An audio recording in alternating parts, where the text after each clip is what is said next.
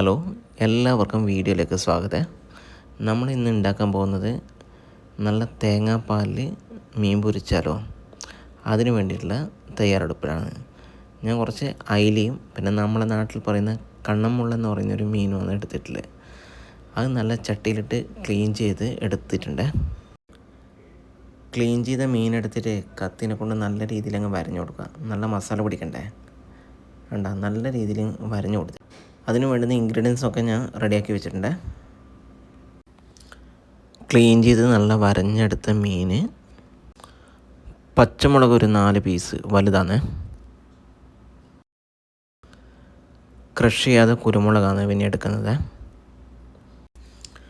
അടുത്ത ഇൻഗ്രീഡിയൻസ് വേണ്ടുന്ന വെച്ചാൽ തേങ്ങാപ്പാലാണ്. തേങ്ങാപ്പാൽ പിന്നെ അരമുറി തേങ്ങയുടെ പാലാണ് ഞാൻ എടുത്തത്. അത് 1-ാം പാലാണ് നമ്മൾ യൂസ് ചെയ്യുന്നത്. ഇനി വേണ്ടുന്നത് ചെറിയ ഉള്ളിയാണ്. ചെറിയ ഉള്ളി തൊലി കളഞ്ഞ് വൃത്തിയാക്കിയത് ഒരു 10 പീസ് ഞാൻ എടുത്തിട്ടുണ്ട്. ഇനി ഇതിലേക്ക് ആവശ്യം വറ്റൽമുളകാണ്. ഒരു 5 പീസ് വറ്റൽമുളക് ഞാൻ എടുത്തിട്ടുണ്ട്. പിന്നെ ഇതിലേക്ക് ആവശ്യം ഒരു 2 കഷ്ണം ഇഞ്ചിയും കറിവേപ്പിലയാണ്. അതും റെഡിയാക്കി വെച്ചിട്ടുണ്ട്. പിന്നെ വേണ്ടുന്നത് ഉപ്പാണ്. ഉപ്പ് ആവശ്യത്തിന് നോക്കിയെടുക്കുക കേട്ടോ. ഇത്രയും ഇൻഗ്രീഡിയൻസ് എടുത്ത ശേഷം നമുക്കിനി ഇതിൻ്റെ മസാല ഉണ്ടാക്കുകൊണ്ട് ആ മസാല ഉണ്ടാക്കാനായിട്ട് ഒരു മിക്സിൻ്റെ ജാർ ഞാൻ എടുത്തിട്ടുണ്ട്. മിക്സിൻ്റെ ജാറിലേക്ക് നമ്മൾ പച്ചമുളക് ഇട്ട് കൊടുത്തു. പിന്നെ ഇടുന്നത് ചെറിയ ഉള്ളിയാണ്. ആ ചെറിയ ഉള്ളി ഇട്ട് കൊടുക്കുക. പിന്നെ 2 കഷ്ണം ഇഞ്ചി എടുത്ത് വെച്ചത് അത് ഇടുക.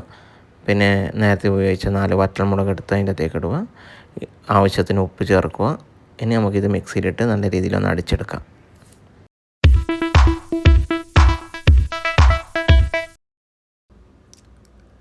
അങ്ങനെ ഇതിൻ്റെ മസാല ഒന്ന് റെഡിയായി വന്നിട്ടുണ്ട്. നോക്കട്ടെ, നല്ല തിക്കിൽ വന്നിട്ടുണ്ട് കേട്ടോ. പിന്നെ ഇതിൻ്റെ അകത്തേക്ക് നമ്മൾ നേരത്തെ റെഡിയാക്കി വെച്ച കറിവേപ്പില എടുത്തിടുക. അതും കൂടി ഒന്ന് അടിച്ചു കൊടുക്കുക മിക്സിയിൽ തന്നെ.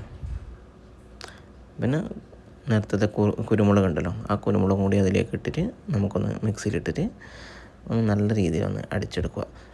എന്നിട്ട് വേണമെങ്കിൽ നമുക്കൊന്ന് ഉപ്പൊന്ന് സെറ്റാവുന്ന നോക്കാം. ആവശ്യത്തിന് ഉപ്പ് ഇട്ട് കൊടുക്കുക.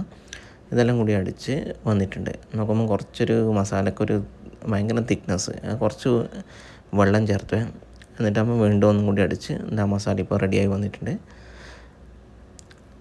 ഇനി നമ്മൾ ചെയ്യാൻ പോകുന്നത് വെച്ചാൽ ഈ മസാലേൻ്റെ അകത്ത് നേരത്തെ റെഡിയാക്കി വെച്ച തേങ്ങാപ്പാൽ എടുത്തിട്ട് ഒഴിക്കുക, ആ 1-ാം പാൽ. എന്നിട്ടാകുമ്പോൾ നല്ല രീതിയിലൊന്ന് കുറച്ച് സമയം മീൻ മസാല കൂട്ടി അടുപ്പിടിപ്പിച്ച് വെക്കുക. അതിന് വേണ്ടിയിട്ട് ആ തേങ്ങാപ്പാലിൽ നല്ല രീതിയിലൊന്ന് മിക്സാക്കി വെച്ചിട്ടുണ്ട്. ആ ബാലൻസ് പാൽ ഇത്രയും ഉപയോഗിക്കണമെന്നില്ല, അവന് കുറച്ചാൽ മതി, ഇത്ര പാൽ എടുക്കണമെന്നില്ല. അതിനുശേഷം നേരത്തെ ക്ലീൻ ചെയ്ത് വെച്ച മത്സ്യം, വരഞ്ഞ് വെച്ച മത്സ്യം എടുത്തിട്ട് ആ മസാലയിലേക്ക് നമുക്ക് നല്ല രീതിയിലൊന്ന് മുക്കി വെക്കാം. മസാല നല്ല രീതിയിലൊന്ന് പിടിക്കട്ടെ കേട്ടോ.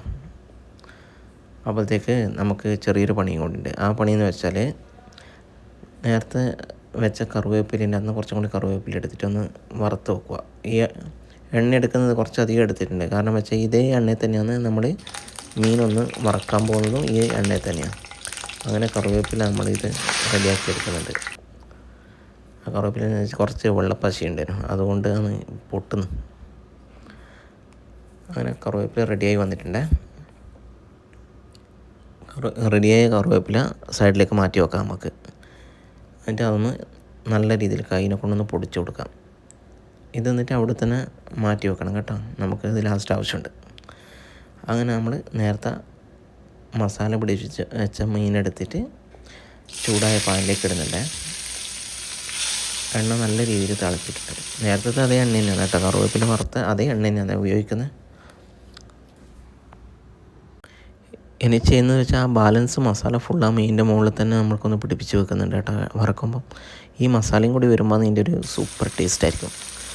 ഇപ്പം തന്നെ ആ തേങ്ങാപ്പാൽ ഇങ്ങനെ മീനിൻ്റെ അകത്ത് വരുമ്പോഴേ ആ ഒരു സ്മെല്ല് നല്ല രീതിയിൽ കിട്ടുന്നുണ്ട് കേട്ടോ.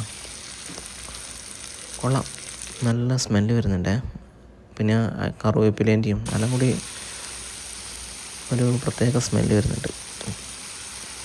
അങ്ങനെ നമ്മുടെ മീൻ റെഡിയായി വരുന്നുണ്ട് കേട്ടോ. അങ്ങനെ നമ്മുടെ ഫിഷ് ഫ്രൈ ഇതാ ഇവിടെ റെഡിയായിട്ടുണ്ട്. ആവശ്യത്തിന് മുരിഞ്ഞിട്ടെല്ലാം ഉണ്ട്, കൊള്ളാം. നല്ല രീതിയിൽ നല്ല സ്മെല്ലുണ്ട്. ഇനി കഴിച്ച് നോക്കാം.